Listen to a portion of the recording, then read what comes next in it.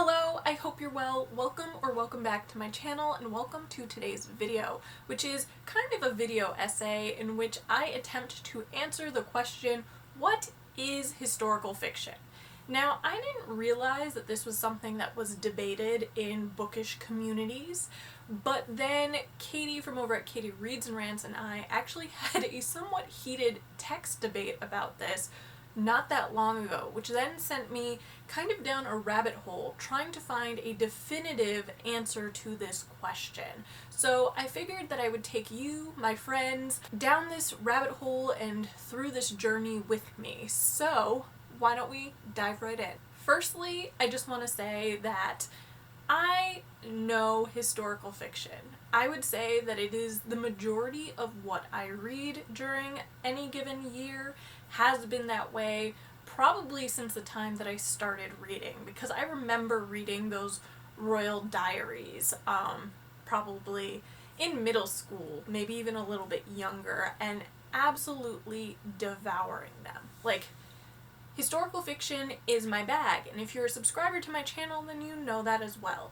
I would say that if I had to put like a percentage on it, it's probably between 60 to 65% of what I read. The majority of what you see behind me is actually going to be historical fiction. So I read quite a bit of it, and I knew what I understood historical fiction to be, but then I started looking to see what definitions are already out there. So when I started looking up definitions, I went to ye olde Wikipedia, and the definition that they have there is that historical fiction is a literary genre in which the plot takes place in a setting located in the past. And that is absolutely true, but at the same time, to me, it's just a little bit too broad, and that's because the past is kind of like a moving target. And that might seem really bizarre, but take something like The Great Gatsby by F. Scott Fitzgerald. That is set in the Roaring Twenties and is the past for us as the readers now, but when F. Scott Fitzgerald was actually writing it in 1925, which is when it got published, it was his contemporaneous times. So for the reader, now it's the past. For the author at the time, it was his present, his contemporary times, and the first readers would have seen it as contemporary fiction for them. The readers then would have seen their own time reflected in it. And that's the same thing that's happening for us today as well. There are books in the contemporary fiction category that are being published today in a wide variety of genres, and there are contemporary fiction, but down the road that's going to be historical fiction for someone else, or at least it's going to be set in the past for someone else a little bit down the line. So that's what I mean by saying that it's kind of a moving target. What is the present will at some point be someone's past. So just saying that historical fiction is anything that's set in the past, it's too broad for me. So then you have something like the Historical Novel Society and their definition, which I actually think is a bit too restrictive. And for anyone who doesn't know what the Historical Novel Society is, it is really this organization that's there for historical fiction writers, readers, and enthusiasts. And the definition that they come up with is that to be deemed historical, in our sense, which they have in parentheses, a novel must have been written at least 50 years after the events described, or written by someone who is not alive at the time of those events and therefore approaches them only by research. And now, I don't have like beef with the entire definition that the Historical Novel Society gives, but this 50 years thing actually bothers me. And this was part of why Katie and I actually had a pretty heated conversation about it. For me, 50 years is problematic because this is essentially saying that something has to be roughly 2 generations removed for it to be considered historical. And when I think about that 50-year mark, I think about a number of things. First of all, something like World War II wouldn't have been considered historical fiction until 1989 at the earliest, through to like 1995. So that would mean that books like Schindler's List and Sophie's Choice would not have been considered historical fiction when they were written. But to me, they're not contemporary fiction either. So they would have been in this weird limbo. And a book like The English Patient by Michael Ondaatje, which is a personal favorite of mine and is about World War II, maybe barely ekes it out to become historical fiction based on when it was written. And granted, I know probably more people consider it literary fiction, but it is a historically set novel. So for me, the 50 years just doesn't make sense, especially when you look at something like World War II, because there was plenty of World War II fiction being produced after the war. Some of it was more contemporaneous, like my friend Irene Nemirovsky and Sweet Frances, or this very big book over here, I don't know if you can see it, From Here to Eternity by James Jones. Those would have been more contemporaneous to the authors themselves, so I wouldn't define them as historical fiction. But these other books, Schindler's List and Sophie's Choice, this was written 35, 40 years after the events had taken place in most cases. So how can you not consider that historical fiction? I don't know. But let's take a look at events that are more recent. Something like the Bosnian War, which took place in the early 1990s. You're saying that that can't be considered historical fiction until 2040, roughly. So a book like The Chalice of Sarajevo, which I read earlier this year, that wouldn't be considered historical fiction either right now. I personally do consider it historical fiction because it's about an event that people born today probably wouldn't know about or have any point of reference to. Then think of something like 9/11. You're now saying that you can't have historical fiction written on the terrorist attacks on September 11th in 2001 until 2051. But yeah, something about the 50-year mark just doesn't sit right with me. And I also feel like the second part of the definition from the Historical Novel Society is contradictory to this first part. And the second part is that it's written by someone who is not alive at the time of those events and therefore approaches them only from research. So I wasn't alive during much of what my parents lived through as children and teenagers. So why is it that I couldn't write on something that they experienced in the first half of their life before I was born and it not be considered historical fiction? Like, I feel as though me as a person, if I were to sit down and try to write a novel on the Vietnam War, which my parents lived through. My father has his draft card. Thankfully, he was never called up, but we have relatives who did serve in the Vietnam War. He lived through it. I wasn't even thought of at that point. He was a teenager. So for me to be able to write something on the Vietnam War, I would have to rely on research. And that wouldn't necessarily only be book research. That might be interviewing people like my father, or watching documentaries, or trying to read memoirs, or find primary source documents, whether they are whether it is like footage or photographs or letters or whatever the case may be. It would require research on my part. The same way that for my parents, they would have likely had to have done research to write on World War II, which their parents were alive for, but was well before either of them were born or even thought of, because their parents were teens or in their very early 20s. You could essentially have writers today who are in their very early 20s who either were just being born or were in their infancy, who wouldn't be able to write about the experience of living through 9/11 because they were either in utero or they were infants or children, very young children, who wouldn't be able to really capture what was going on without having to talk to people who lived through it or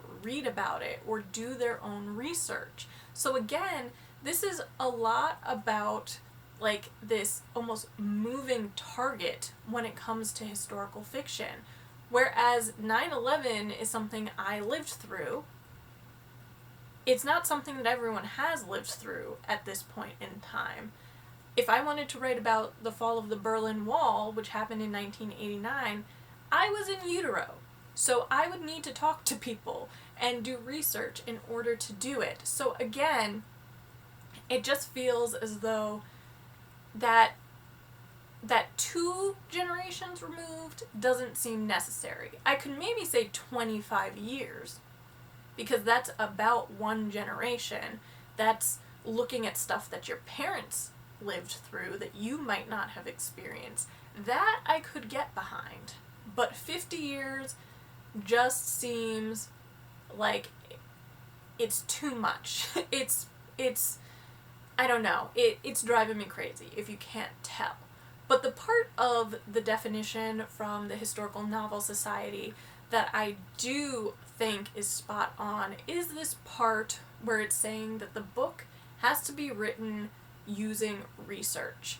I think that is completely valid, because I do think that historical fiction, when we look at it as a genre, we don't talk about the elements of world building that are part of this experience in the same way that we do sci-fi or fantasy. When we look at books in those genres, the world building and the believability of those worlds is really important to the reader's experience. And that's one of those critiques that you'll hear time and time again, that the world building wasn't up to scratch, or it wasn't believable, or there were too many holes in it, and so you didn't feel completely immersed.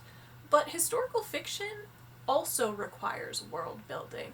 That world building is just as important in historical fiction, and that's because you're no longer in your normal point of reference when it comes to society and culture. A lot of the times you are somewhat removed from that experience. You don't know what the infrastructure was, or you don't understand the cultural or societal norms at the time, or any of that. You wouldn't have a historical fiction novel where someone mentions looking at their watch, their wristwatch, to tell time if it's set in the Elizabethan era, or you wouldn't have them wearing polyester. Those are the types of things that if you inserted it into historical fiction, you could bet your bottom dollar that it would be called out, and called out viciously. So for historical fiction, you do need to have this world built so that people feel as immersed as they would if it were a fantasy or sci-fi experience.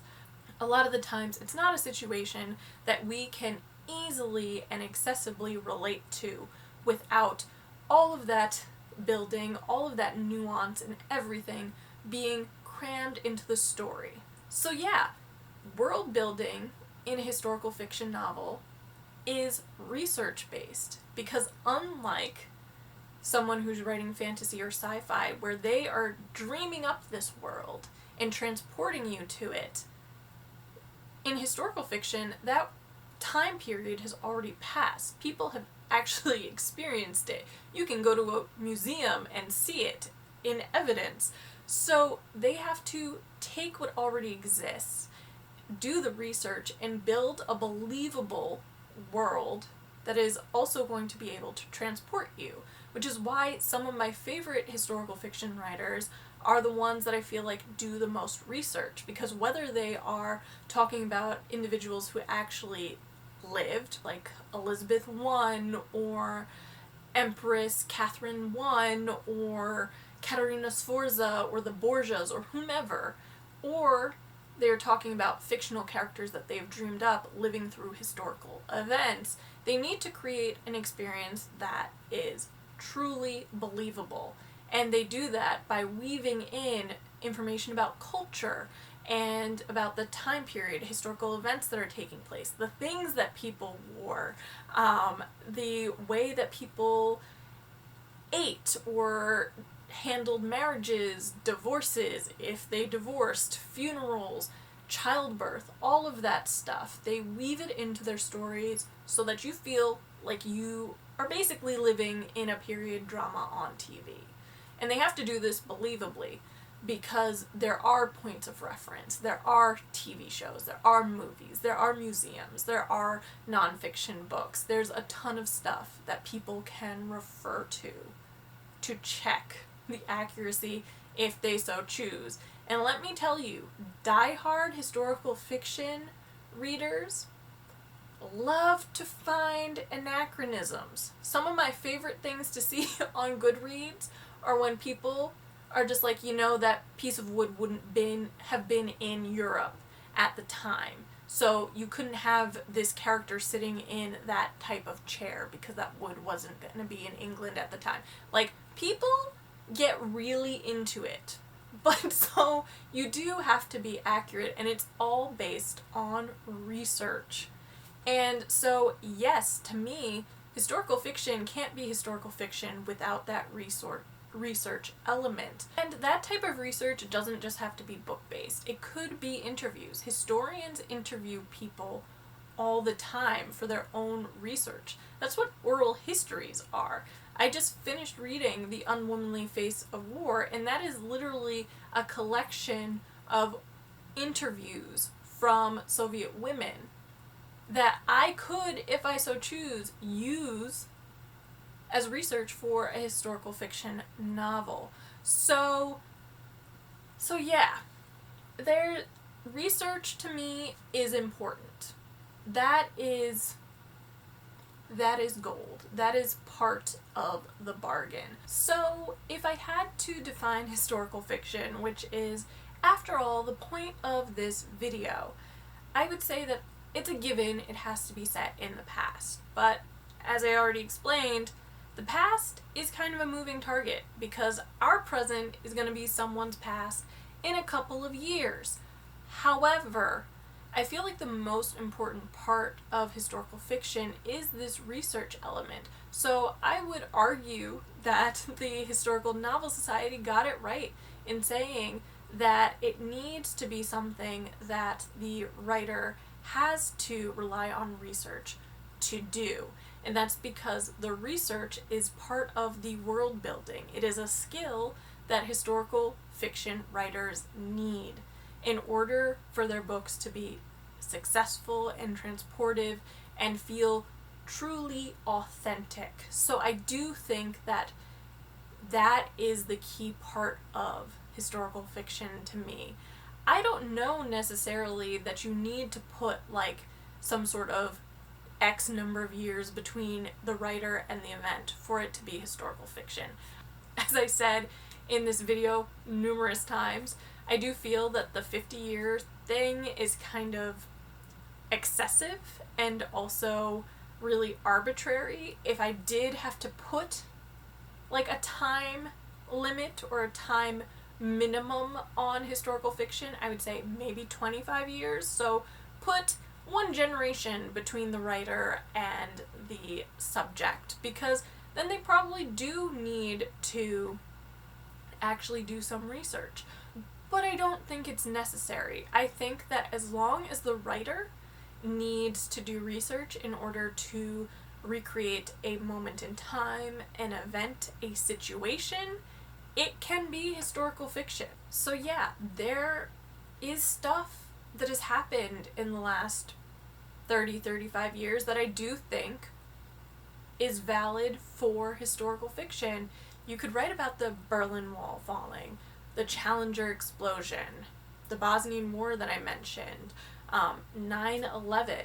All of those things could be now in historical fiction in my mind, because you could have authors, writers, who didn't live through it, so they need to research it, or who were so young that they wouldn't have any recollections of the experience themselves.